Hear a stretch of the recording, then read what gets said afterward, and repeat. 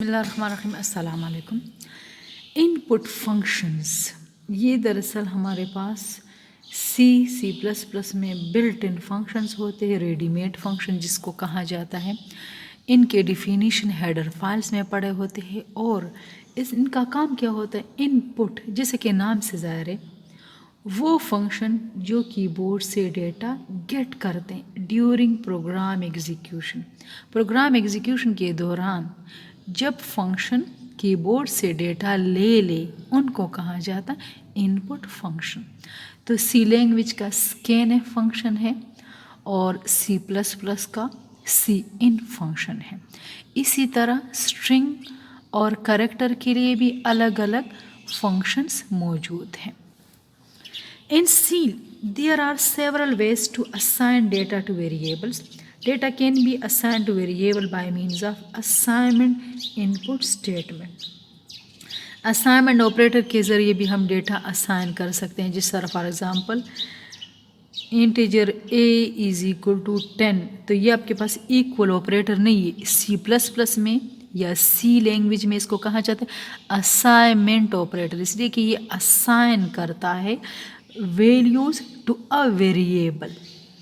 और input statement input function के ज़रिए भी कर सकते हैं। अब ये स्कैनएफ फंक्शन है आपके पास, स्कैनएफ फंक्शन, और ये सारे आपके पास जो फंक्शंस हैं, गेच फंक्शन, गेच ई, गेच कर, गेट कर, गेट्स एंड सी इन। ठीक है, तो पहले हम स्कैनएफ फंक्शन पढ़ते हैं डिटेल से कि स्कैनएफ फंक्शन क्या करता है।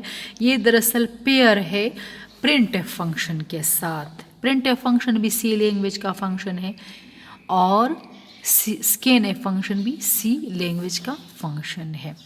Scanf function is used to accept values for variable during program execution, compilation के बाद। It allows user to run program with different input values without modifying any program statement. With scanf function, a program will not be processed and the result will not be displayed until you type the input values for a variable. It has the following format.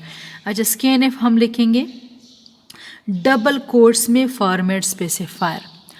तो हम इससे पहले ये भी जान चुके हैं कि प्रिंट फंक्शन के लिए भी जब हम इसमें वेरिएबल इस्तेमाल करेंगे तो हम फॉर्मेट स्पेसिफायर इस्तेमाल करते हैं, और स्कैनएफ फंक्शन में भी हम format specifier related to date variable इस्तेमाल करेंगे। अब इंटीजर के लिए फॉर्मेट स्पेसिफायर %d होगा, कैरेक्टर के लिए %c, फ्लोट के लिए %f और स्ट्रिंग के लिए %s होगा, related to the given variable. जो वेरिएबल होगा उसके मुताबिक हम फॉर्मेट स्पेसिफायर इस्तेमाल करेंगे, क्योंकि स्कैनएफ क्या करता है, कीबोर्ड से डेटा लेता है कंपाइलेशन के बाद। तो उसके बाद कामा लगाएंगे फॉर्मेट स्पेसिफायर को डबल कोट्स में, ये याद रखिए, कामा। अब ये एड्रेस ऑपरेटर है, M% इसको कहा जाता है। क्या कहा जाता है, M%। तो जितने भी वेरिएबल है, अगर आप फॉर एग्ज़ाम्पल 3 वेरिएबल्स में डेटा कीबोर्ड से लेना चाहते हैं और वो सारे इंटीजर है, तो %d, %d 3 टाइम्स लिख देंगे। और ABC वेरिएबल है तो M%A, M%B, M%C और यहाँ पे सेमीकोलन लगा देंगे। ठीक है, तो ये याद रखिए कि फॉर्मेट स्पेसिफायर डबल कोट्स में लिखेंगे, कॉमा और एड्रेस वेरिएबल। ठीक है, मतलब इस एड्रेस पे जो वेरिएबल है उसमें डेटा स्टोर करो। एड्रेसेस कहाँ पे पाए जाते हैं, रैम में। Where format specifier specifies the variable through format specifier, it is written within double quotes. अब M% वेरिएबल 1, जितने भी वेरिएबल आपको चाहिए, are the list of variable separated by commas, comma. ठीक है, into which the value are to be assigned. The symbol M% used in represent the address of memory location. इस memory location पे data store करो RAM में। For example, to input values into two integer variable n1 n2 of data type integer। ठीक है, तो हम दो format specifier comma %A %B।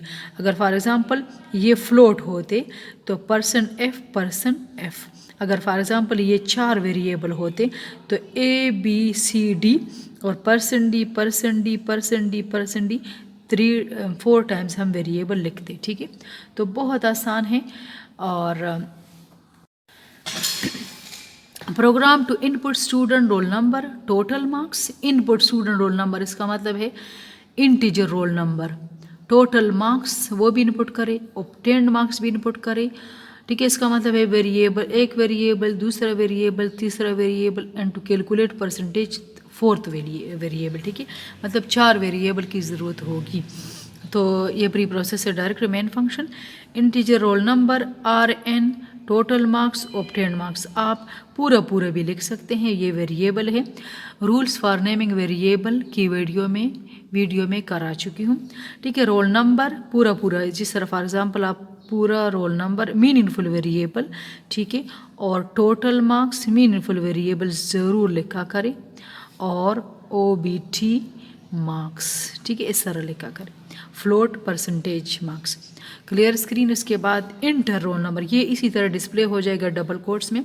तो स्कैनएफ रोल नंबर हम इंटर कर लेंगे, %D इसलिए कि RN क्या है आपके पास, वो इंटीजर है। इसी तरह प्रिंट जो कि आउटपुट फंक्शन है, ये भी इसी तरह हूबहू डिस्प्ले हो जाएगा।